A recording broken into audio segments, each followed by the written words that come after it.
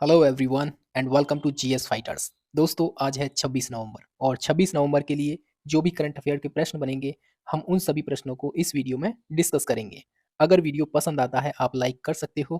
PDF के लिए आपको टेलीग्राम चैनल ज्वाइन करना होगा और उसका लिंक दिया है डिस्क्रिप्शन में। ठीक है, आप वहां से प्रत्येक दिन की करंट अफेयर्स की जो पीडीएफ है इजीली डाउनलोड कर सकते हो। चलिए पहला प्रश्न देखिए, संविधान दिवस किस तिथि को सेलिब्रेट किया जाता है? संविधान दिवस और हमारे ऑप्शंस 24 नवंबर, 25 नवंबर, 26 नवंबर या फिर 22 नवंबर। सही आंसर ऑप्शन नंबर सी है 26 नवंबर। देखिए 26 नवंबर 1949 ये जो डेट थी, इस दिन संविधान सभा के द्वारा संविधान पर हस्ताक्षर किए गए और उसे अपनाया गया। ठीक, देखिए संविधान सभा की सबसे पहली बैठक होती है 9 दिसंबर 1946 को। ठीक है, और इसमें क्या हुआ था कि डॉक्टर सच्चिदानंद सिन्हा जो थे उस समय अस्थायी अध्यक्ष चुने गए थे। लेकिन सेकंड मीटिंग होती है 11 दिसंबर 1946 को।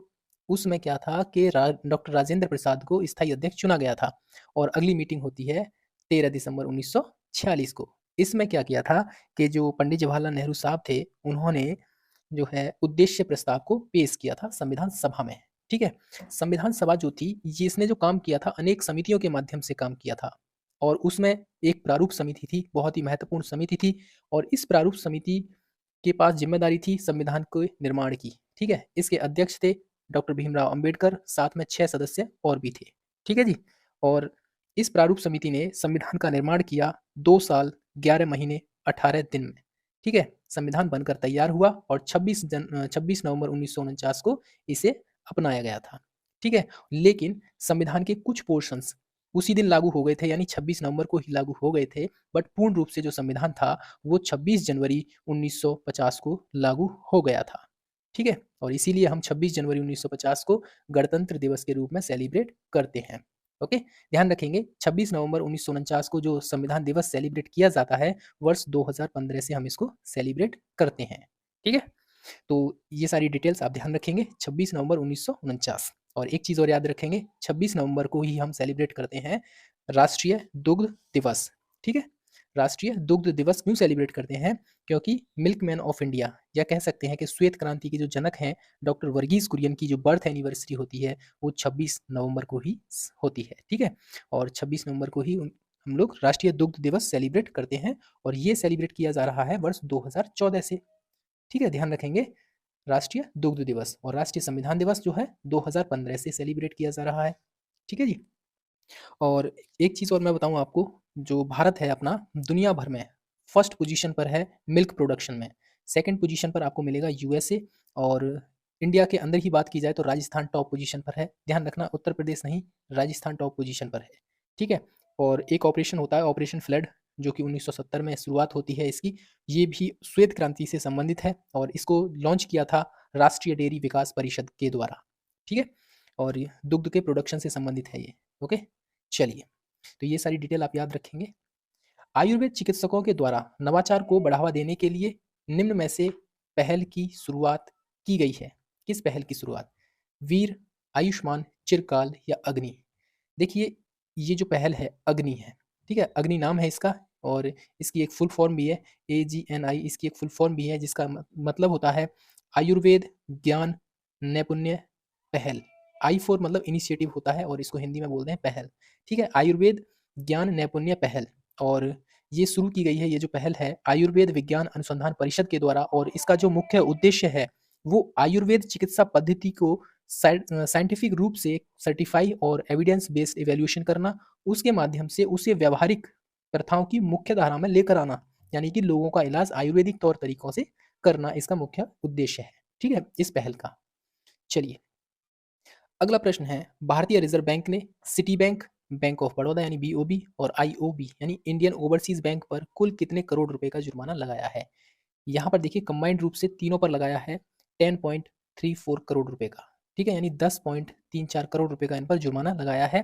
एक्चुअली ये जो जुर्माना लगाया है RBI ने कहा है कि आपने रूल एंड जो गाइडलाइंस होती हैं, रूल एंड गाइडलाइंस को उन्होंने फॉलो नहीं किया है, इसीलिए उन्होंने ये जुर्माना इन पर लगाया है। सिटी बैंक पर जो जुर्माना लगाया है वो 5 करोड़ रुपए का है, ध्यान रखेंगे इसको। और अवेयरनेस फैलाने जो ज़रूरत ग्राहकों को जानने की होनी चाहिए जो अवेयरनेस होनी चाहिए ग्राहकों को, उनके बारे में इन्होंने जानकारी नहीं दी है, इसीलिए।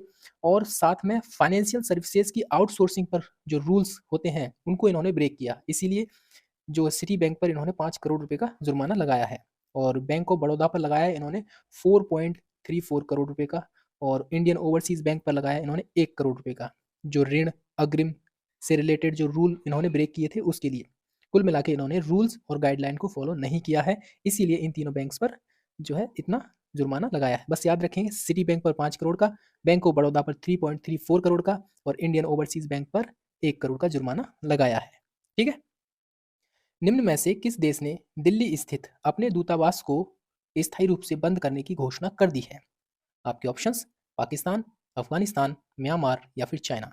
देखिए, इस प्रश्न का सही जवाब ऑप्शन नंबर बी यानी अफगानिस्तान है। अफगानिस्तान में अभी प्रेजेंट में देखोगे तो तालिबान शासन कर रहा है पिछले 2 साल से, ठीक है? वहाँ पर पहले एक डेमोक्रेटिक जो है इलेक्टेड गवर्नमेंट थी अशरफ गनी की, उनको इन्होंने हटा दिया फोर्सली, और अभी ये तालिबान रूल ये लोग रूल कर रहे हैं, ठीक है? अफ़गानिस्तान की कैपिटल काबुल है, और एक चीज़ याद रखना, भारत और अफ़गानिस्तान के मध्य डूरंड लाइन होती है, ठीक है? जो इंटरनेशनल लाइन है, डूरंड लाइन है भारत और अफ़गानिस्तान के मध्य। भारत पाकिस्तान के मध्य रेड क्लिफ लाइन है, और भारत और चाइना के मध्य मैकमोहन लाइन है, ठीक है? ध्यान रखेंगे। हमारे इस प्रश्न का सही जवाब ऑप्शन नंबर बी है, ठीक है? किस प्रदेश की सरकार ने 25 नवंबर को नो नॉनवेज डे घोषित किया है? और ये ऐसा काम किया है उत्तर प्रदेश की सरकार ने। एक्चुअली ये शाकाहारी खाने को प्रमोट करने के उद्देश्य से ये सब किया गया है, ठीक है? यहाँ के सीएम योगी आदित्यनाथ हैं, ठीक? और यहाँ के जो गवर्नर हैं आनंदीबेन पटेल है, कैपिटल यहाँ की लखनऊ मिल जाएगी, नवाबों का शहर। अगला प्रश्न है, चर्चा में नम्मा कंबाला प्रतियोगिता 2023 इसका आयोजन किस राज्य में किया जाएगा? देखिए, ये जो प्रतियोगिता है हर साल चर्चा में रहती है, ठीक है? और इसका आयोजन होगा द कैपिटल ऑफ कर्नाटका यानी बेंगलुरु में, ठीक है? बेंगलुरु में इसका आयोजन होगा। एक्चुअली इसमें क्या होता है कि 2 ट्रैक होते हैं समांतर इस तरीके से, ठीक है? और इसमें क्या होता है, इस ये जो ट्रैक होता है इस पर पानी भर दिया जाता है, कीचड़ कर दिया जाता है पानी से, पानी भर के, ठीक है? तो इसमें क्या होता है, भैंसे की दौड़ कराई जाती है। एक व्यक्ति होगा जो उनको दौड़ाएगा, इस तरीके से इनकी दौड़ कराई जाती है, ठीक है? तो ध्यान रखेंगे, और ये भैंसा दौड़ होती है। कर्नाटका की जो कैपिटल है बेंगलुरु है, यहाँ के सीएम सिद्धारमैया है, और यहाँ के जो गवर्नर हैं थावरचंद गहलोत हैं, ठीक है? चलिए, अगला प्रश्न है, निम्न में से किस स्थान पर अल्टीमेट खो-खो लीग 2023 का आयोजन किया जा रहा है? अल्टीमेट खो-खो लीग, और इसका आयोजन किया जाएगा भुवनेश्वर में।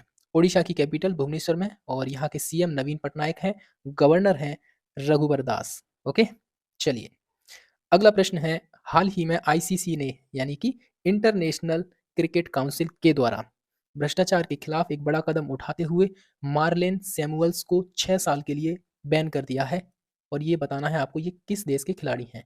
मार्लेन सैमुअल, और ये खिलाड़ी हैं वेस्ट इंडीज़ के, ठीक है? वेस्ट इंडीज़ के सैमुअल, और ये एक्स क्रिकेटर हैं, ध्यान रखना इनको भी। इनको अभी आईसीसी ने बैन कर दिया है। बैन की बात आ रही है तो आईसीसी ने अभी श्रीलंका का जो क्रिकेट कंट्रोल बोर्ड है उसको भी बैन कर दिया है, क्योंकि श्रीलंका की गवर्नमेंट जो थी उसको ज़्यादा इंटरेस्ट आ रहा था अपने ही देश के क्रिकेट कंट्रोल बोर्ड में, ठीक है? इसीलिए उसको पॉलिटिकली रीजंस के कारण बैन कर दिया है। और श्रीलंका के ही एक खिलाड़ी हैं एंड्रयूज मैथ्यू, और ये दुनिया में पहली ऐसे खिलाड़ी बने हैं जो टाइम आउट हुआ है इनका, ठीक है? टाइम आउट एक रूल होता है उसमें क्रिकेट में, ठीक है? आईसीसी क्रिकेट वर्ल्ड कप की बात की जाए तो ऑस्ट्रेलिया ने उसको जीता है 6ठी बार, ध्यान रखेंगे, और इसमें भारत को इन्होंने पराजित किया है, ठीक है? और ये फाइनल हुआ था नरेंद्र मोदी स्टेडियम अहमदाबाद में 19 नवंबर को, ओके? हालाँकि इससे रिलेटेड जो क्रिकेट वर्ल्ड कप है, इससे रिलेटेड हम प्रीवियस वीडियोज़ में डिस्कस कर चुके हैं, आप चाहो तो वीडियोज़ देख सकते हो, ठीक है? चलिए, हमारे इस प्रश्न का सही जवाब यानी कि मार्लिन सैमुअल्स वेस्ट इंडीज़ के खिलाड़ी हैं, जिनको आईसीसी ने अभी बैन कर दिया है, ठीक? जल संरक्षण जागरूकता हेतु निम्न में से किस राज्य ने वाटर स्मार्ट किड अभियान शुरू किया है? देखिए, ये अभियान जो है ये शुरू किया है मेघालय की सरकार ने। एक्चुअली आपको पता होगा मेघालय में एक जगह पड़ती है मौसिनराम। मौसिनराम में दुनिया की सबसे ज़्यादा बारिश होती है यहीं पर, ठीक है? और यहाँ के जो जो सीएम हैं कॉनराड संगमा का ये कहना है कि हम लोग दुनिया में सबसे ज़्यादा बारिश हमारे यहाँ होती है, और हम उस पानी का यूज़ तक नहीं कर पाते। एक्चुअली 98-99% पानी ऐसे ही वेस्ट हो जाता है।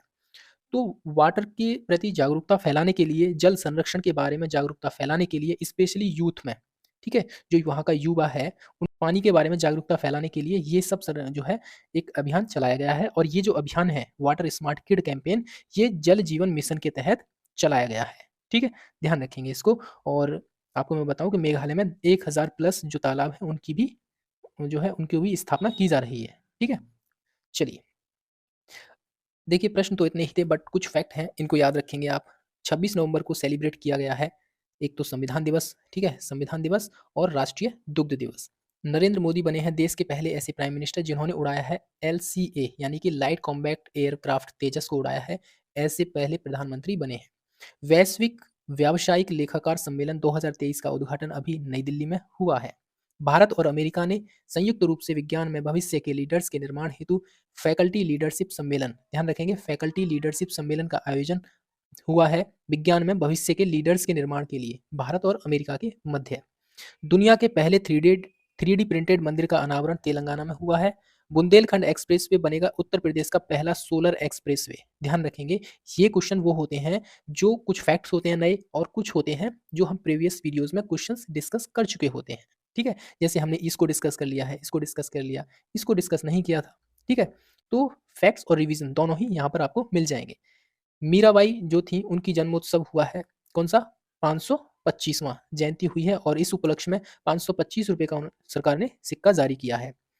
राष्ट्रीय गोपाल रत्न पुरस्कार का आयोजन अभी हाल फिलहाल में असम के गुवाहाटी में किया गया है और हमने अभी डिस्कस किया था कि जो 26 नवंबर होता है उस दिन हम राष्ट्रीय दुग्ध दिवस भी सेलिब्रेट करते हैं और डेयरी क्षेत्र में और पशुधन के क्षेत्र में जो उत्कृष्ट योगदान दिया जाता है, ठीक है, उनके लिए राष्ट्रीय गोपाल पुरस्कार जो है गोपाल रत्न पुरस्कार दिया जाता है। ठीक है, चलिए अगला फैक्ट है द्रौपदी मुर्मू ने नए भारत के लिए नई शिक्षा के नाम से एक जो है कैंपेन शुरू किया है ओडिशा से, ओडिशा के संबलपुर से। और नोवा पैन आईआईएम विश्व रत्न प्रबंधन सम्मेलन भी ओडिशा के संबलपुर से ही शुरू हुआ है। भारत और ऑस्ट्रेलिया की सेनाओं के मध्य राष्ट्र हिंद 2023 सैन्य अभ्यास कंप्लीट हुआ। हलाल सर्टिफाइड प्रोडक्ट इनको बैन करने वाला उत्तर प्रदेश सरकार है। यानी कि देखिए हलाल प्रोडक्ट सर्टिफाइड क्या होता है? हलाल प्रोडक्ट वो होते हैं जो इस्लामिक तौर तरीकों से बनाए जाते हैं, ठीक है, उनको बोलते हैं हलाल सर्टिफाइड प्रोडक्ट। उत्तर प्रदेश ने इनको जो बैन कर दिया है। साउथ इंडियन बैंक के अतिरिक्त निदेशक के रूप में लक्ष्मी रामकृष्ण श्रीनिवास की नियुक्ति की गई है और 8वें भारत जल प्रभाव शिखर सम्मेलन 2023 का आयोजन हो रहा है नई दिल्ली में। ठीक है, 8वें जल प्रभाव शिखर सम्मेलन का आयोजन नई दिल्ली में। ओके, तो ये था हमारा करंट अफेयर्स 26 नवंबर का। आपको वीडियो कैसा लगा है आप अपनी राय जरूर कमेंट सेक्शन में दीजिए और चलिए अपना और अपनों का ख्याल रखिए। फिलहाल जय हिंद, जय भारत।